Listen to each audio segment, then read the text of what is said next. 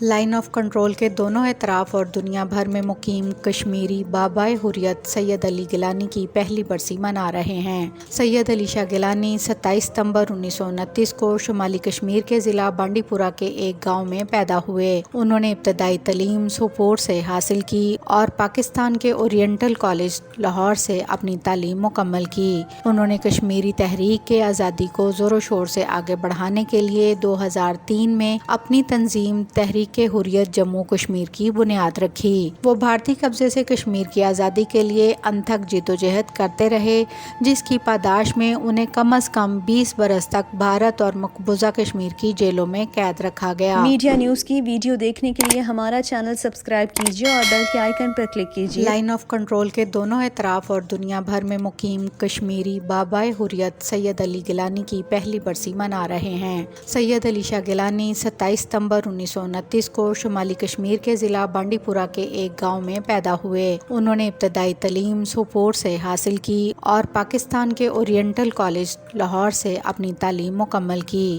انہوں نے اپنی سیاسی زندگی کا آغاز 1950 میں کیا اور انہیں پہلی بار 1962 میں قید کیا گیا۔ وہ جماعت اسلامی مقبوضہ کشمیر کے ایک قادور رہنما تھے اور کئی مرتبہ اس تنظیم کے امیر اور سیکرٹری جنرل رہے۔ انہوں نے کشمیری تحریک کے آزادی کو زور و شور سے آگے بڑھانے کے لیے 2003 میں اپنی تنظیم تحریک حریت جموں کشمیر کی بنیاد رکھی۔ انہیں کئی مرتبہ جموں کشمیر کی قانون ساز اسمبلی کا رکن بھی منتخب کیا گیا، لیکن جب کشمیری نوجوانوں نے بھارتی غلامی سے آزادی کے لیے مسلح جدوجہد شروع کی تو انہوں نے 1990 میں اسمبلی کی رکنیت سے استعفیٰ دے دیا۔ وہ کشمیر کے پاکستان سے الحاق کے حامی تھے۔ بزرگ حریت رہنما سید علی گیلانی معروف عالمی مسلم فورم رابطہ عالم اسلامی کے رکن بھی رہے۔ حریت رہنما یہ رکنیت حاصل کرنے والے پہلے کشمیری حریت رہنما ہیں۔ ان سے قبل سید مولانا مودودی اور سید ابو الحسن علی ندوی جیسی شخصیات برِ صغیر سے رابطہ عالم اسلام فورم کے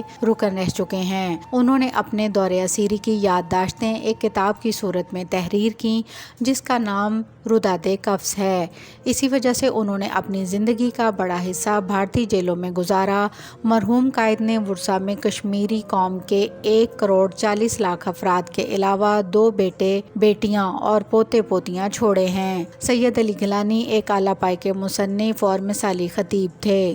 سید علی گیلانی 7 دہائیوں تک سیاست میں سرگرم رہے۔ وہ بھارتی قبضے سے کشمیر کی آزادی کے لیے انتھک جدوجہد کرتے رہے، جس کی پاداش میں انہیں کم از کم 20 برس تک بھارت اور مقبوضہ کشمیر کی جیلوں میں قید رکھا گیا۔ وہ پاکستان کے ایک کٹر حمایتی تھے جنہوں نے اپنی زندگی کشمیر کاز اور کشمیر پر بھارتی حکمرانی کے خاتمے کے مطالبے کے لیے وقف کر رکھی تھی۔ سید علی گیلانی کو اگرچہ بہت ساری مشکلات کا سامنا کرنا پڑا، لیکن کشمیر کاز کے ساتھ ان کی وابستگی میں کوئی آنچ نہیں آئی۔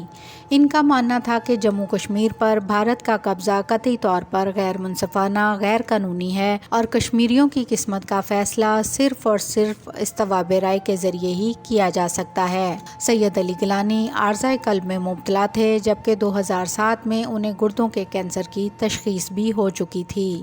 زندگی کے آخری مرحلے میں انہیں سانس کی دشواریوں کا سامنا تھا۔ 1990 سے لے کر 2010 تک وہ متعدد بار گرفتار اور رہا ہوتے رہے۔ 2010 میں انہیں گھر میں نظر بند کر دیا گیا اور یوں مرد درویش اسیری کے دوران ہی 1 ستمبر 2021 کو اللہ کے حضور پیش ہو گئے۔ پاکستان کے 73ویں یوم آزادی کے موقع پر بزرگ حریت رہنما سید علی گیلانی کو نشان پاکستان کے اعزاز سے نوازا گیا۔